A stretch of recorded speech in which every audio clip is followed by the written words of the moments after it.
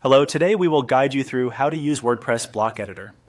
In this walkthrough, we'll focus on the basics of opening the editor, finding the block tools, and using a sample block area so you can begin customizing content with confidence. If you're new to WordPress, don't worry. The block editor is designed to let you build and edit pages visually, which makes it much easier to work with layouts, text, and other content elements. To begin, open the WordPress editor and go to the blog home template. This is the area where you can manage and adjust the design and content structure for that part of your site.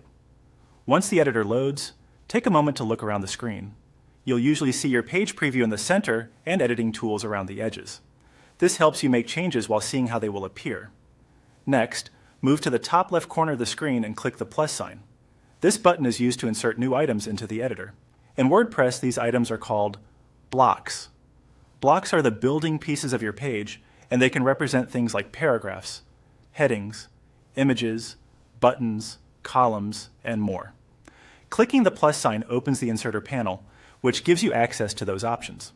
After that, click on Blocks. This section shows the available block types you can use in the editor. It's helpful because it organizes the content elements you can add to your layout. If you're exploring for the first time, this is a good place to become familiar with the tools WordPress offers. You may notice that different blocks are designed for different purposes, so choosing the right one depends on the kind of content you want to create or update. From there, select the Sample Tools area and customize it by following the on-screen procedure.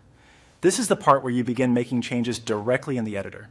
Depending on what is displayed, you may be able to adjust text, styling, alignment, spacing, or other settings. Follow the prompts and options shown on the screen carefully, since WordPress often provides context-specific controls based on the block you have selected. As you work, remember to make small, intentional changes so it's easier to review the result. Watching how each adjustment affects the layout can help you learn the editor more quickly. That's how to get started using the WordPress block editor.